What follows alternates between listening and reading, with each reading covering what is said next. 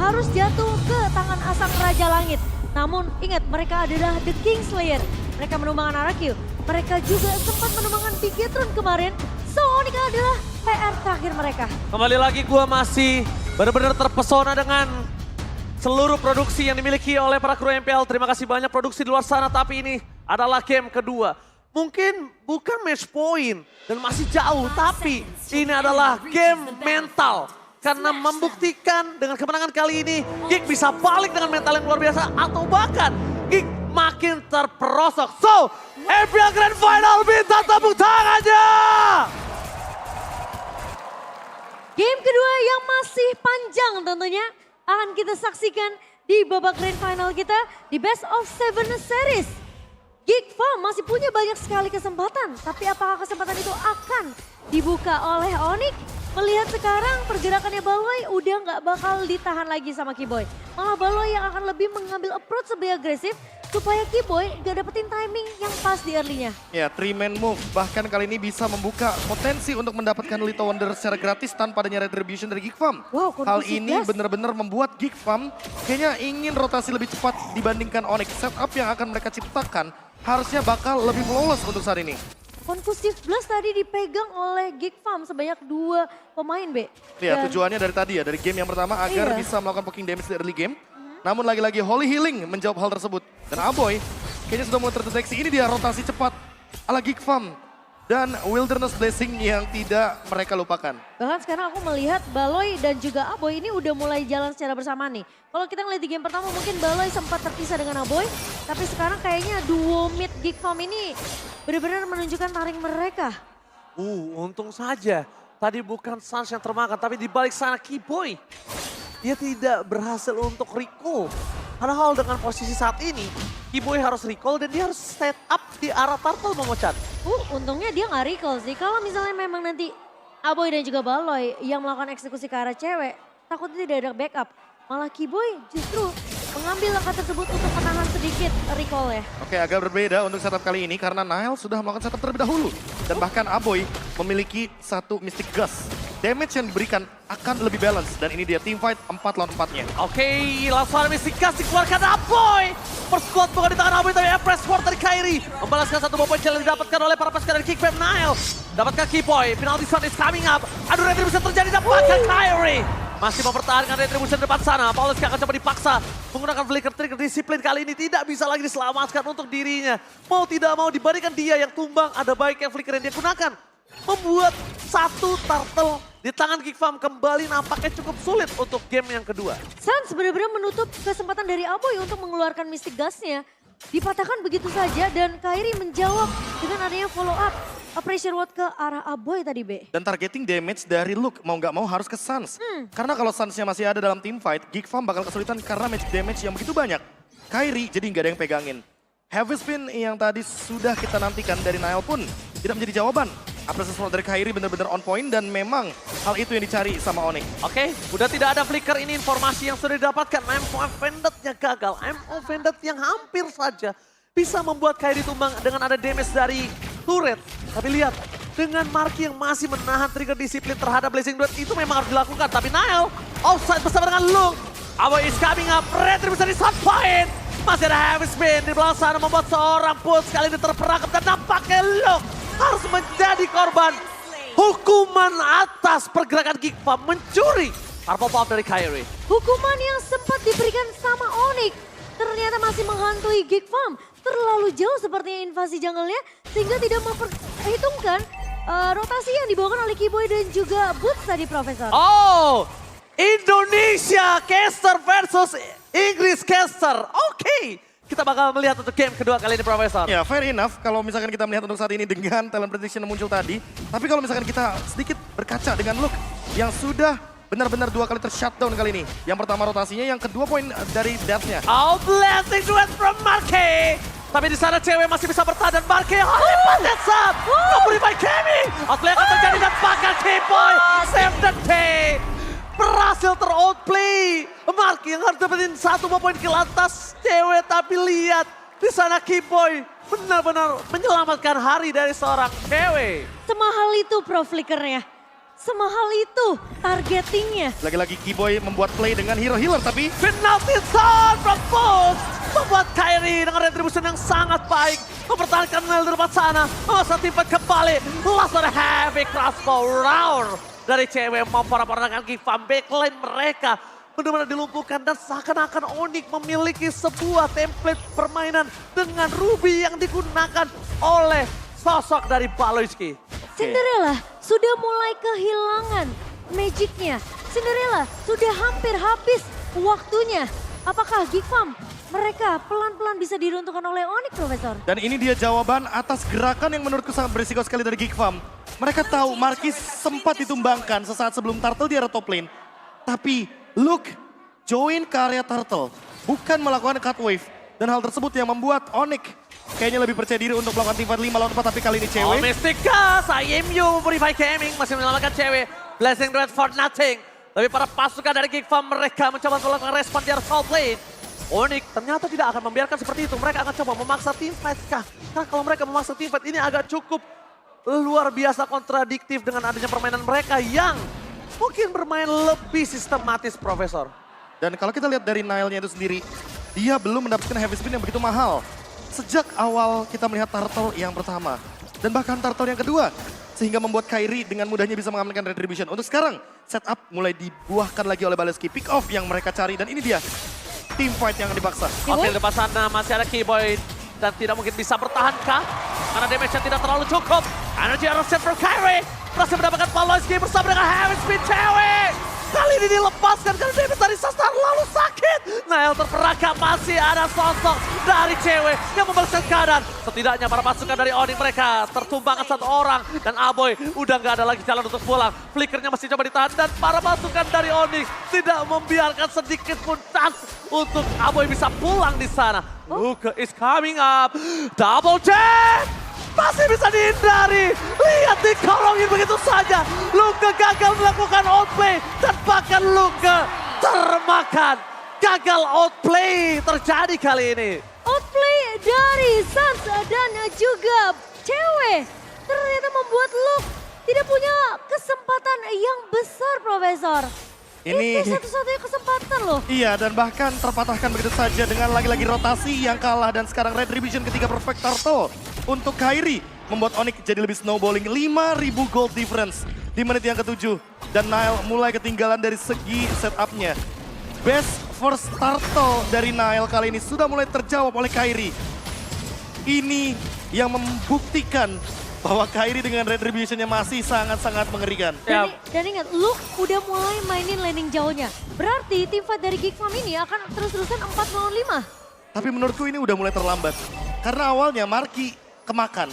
Kalau Marky nggak kemakan, Luke-nya ikut team fight, itu nggak akan jadi masalah. Tapi untuk sekarang, karena Marky-nya udah kemakan, Luke mencoba untuk memainkan lane jauh.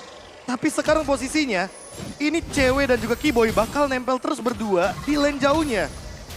Ya, jadi mereka menyiapkan asuransi ketika ada pick off gaming dari sana. Energy Eruption Luka. Damage-nya nggak bisa dipedul. Heavy spin dapetin double stun, tapi nampaknya tidak berarti. Boots is coming. Menuju ke depan, press forward yang belum dapetin satu momen kill, tapi mereka diporak-porandakan. Dipaksa ada blazing red from Marquis. Gagal mendapatkan apapun. Ditungguin oleh seorang Kairi. Tapi nampaknya para pasukan di Onyx too strong. Holy healing save the day again.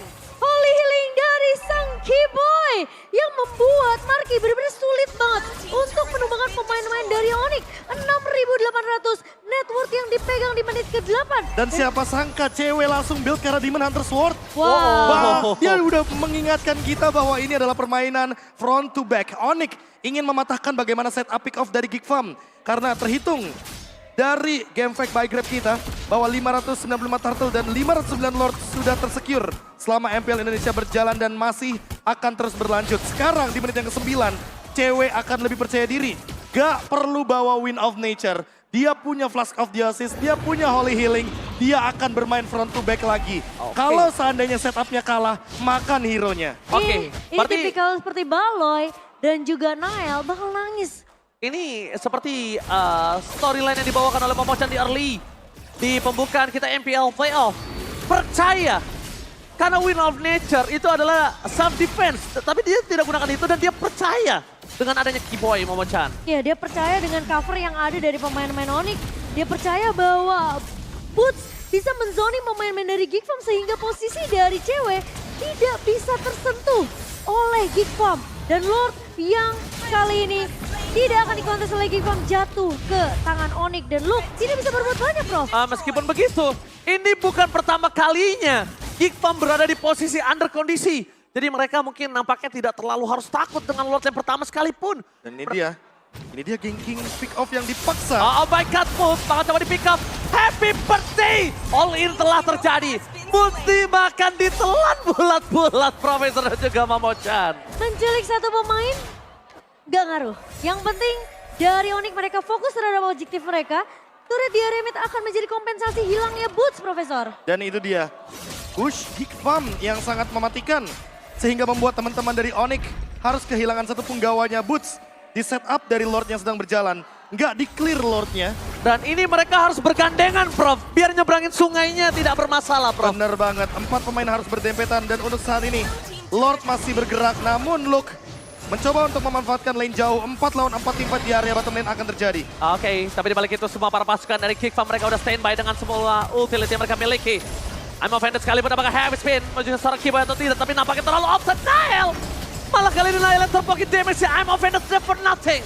Walaupun mereka tidak berhasil mendapatkan dari best turretnya, tapi kita berhasil mendapatkan dari view kamera sosok seorang Xie. Ya, tapi Kairi di sini tentunya lebih berfokus di bagaimana. Turret di area mid yang pecah, Luke. Tapi look, the best thing yang bisa dilakukan adalah coba mendapatkan turret Momo-chan. Walaupun harus ditukar dengan dirinya, nggak ada lagi yang bisa dia lakukan. Karena posisi dari Boots benar-benar udah melakukan cutting di area atas, sehingga Luke bisa diculik di area midnya. Dan Terisla dari Boots sekarang justru yang akan memainkan landing jauh, Profesor. Sehingga membuat Geek Farm tidak akan nyaman dari 3 landingnya. Oh, Marky dia build ke arah correction side. Kali ini Wind of Nature menurutku lebih bijak karena memang cewek ini damage-nya udah nggak bisa dibendung. Berarti mau nggak mau, Marky akan main lebih safe. Targetnya adalah Kairi dan juga Keyboy. Atau Boots bahkan dengan permainan front to back. Sama-sama mau main front to back berarti Cimomo. Betul, masalahnya front to back-nya itu akan sedikit sulit untuk pemain dari Geek Farm karena mereka akan tertinggal dari segi level yang dimana Marky udah level 12 tapi cewek unggul di level 15. Oke, kita lihat ini dia 35 detik sebelum adanya Lord yang selanjutnya. Pasti Geek Farm akan mencari celah untuk mendapatkan 1 point kill dan yang dicari adalah Boots. Tapi Boots punya cover yang begitu banyak, Keyboy dan juga Kairi. Oh my god. Kedua belah pihak mereka menggunakan retribution-nya. Tapi sayang sekali Profesor dan juga Momo-chan kali ini di tangan dari seorang Kairi. Melihat permainan dari Onyx yang cukup responsif dan bahkan lihat seluruh bush dibuka oleh pasukan Onyx untuk menghindari cewek yang ter-takedown secara tiba-tiba. Seberapa tinggi kepercayaan dari cewek kepada pemain-pemain dari Onyx, Keyboy? Dilepaskan begitu saja untuk membuka semua rumput. Informasi didapatkan cewek, mapnya begitu terang kecuali mungkin posisi dari Luke yang terlihat di posisi atas. Ini udah diketahui oleh pemain Onyx sendiri. Oke, gameplay 1-3-1 dari Geek Farm. Mereka berencana untuk melakukan split push dan itu dia yang dilakukan oleh Luke di area top lane. Dengan tujuan untuk mendistract teman-teman dari Onyx ketika ada di Lord.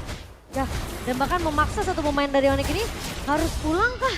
Karena sepertinya teamfight-nya akan menjadi 4 lawan 5. Oke, tapi nampaknya di depan sana mereka memaksa teamfight kembali menuju ke arah seorang Baluchki yang dimakan dengan sangat enak.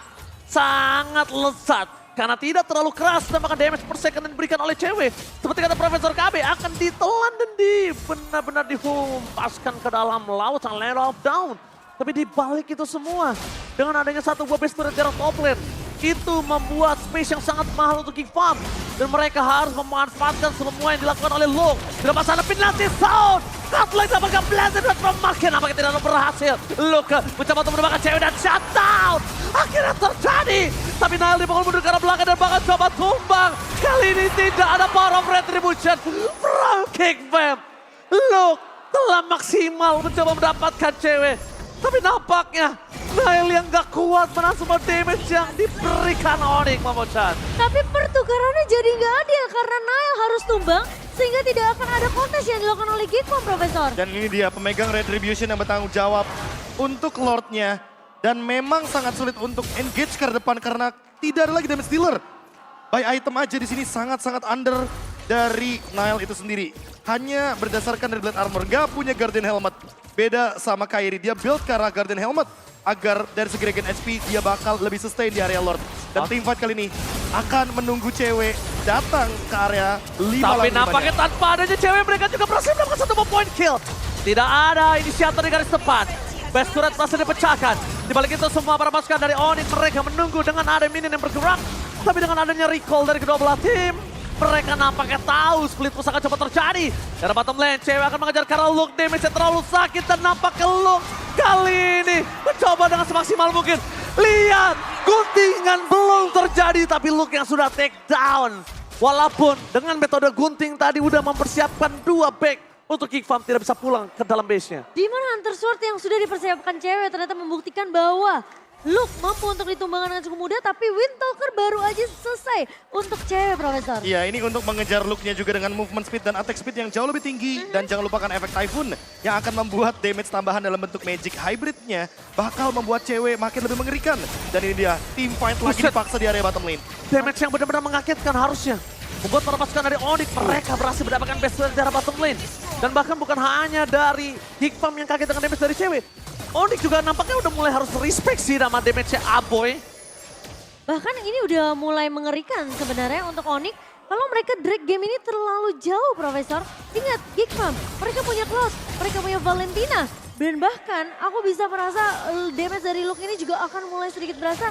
Kalau mereka memang sudah tidak terlalu fokus untuk split push-nya. Iya. Mengingat tidak ada 2 turret test dari sisi Geek Farm. Dan Lord Advantage dengan 3100 ini akan I'm membuat offended team with fight. Blacker. Game masih selamat, dibalikan kembali tim paca. Karena mereka kehilangan Galaxy. Para pasukan dari Onyx mereka merespon balik. Ini bukan respon yang biasa. Mereka bahkan memaksa retribution depan sana atas Nile. Mencoba mendapatkan Sans Kyrie. Mungkin damage terjadi tapi balik lagi Profesor KB.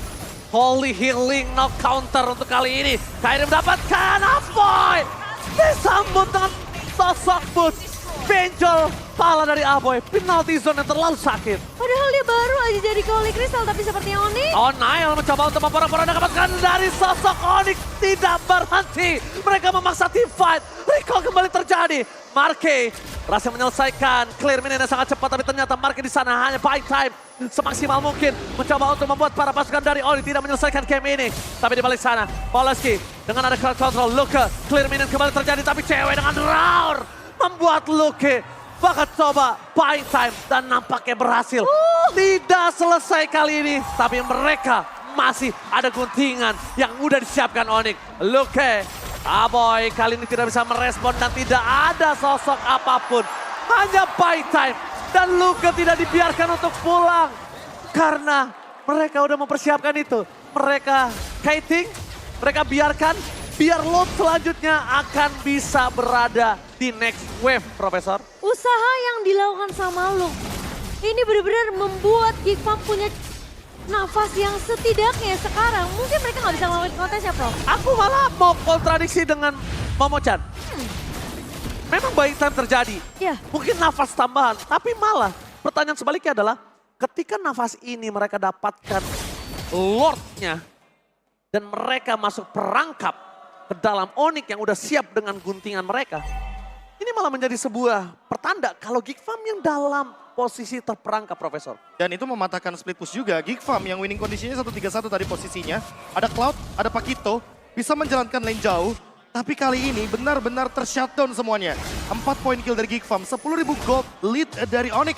Membuat kesenjangan dari segi goldnya benar-benar sangat jauh sekali. Tapi setidaknya ini menjadi 5 lawan 5. Ya, Ketika mereka lawannya kembali masuk. lagi. 5 lawan 5, cewek tidak terperangkap. Aboy masih ada flicker, Mystic Gas. Flanking dari Aboy. Berhasil membaik time sedikit, tapi dengan ada Immortality. Baliski masih terlalu kuat.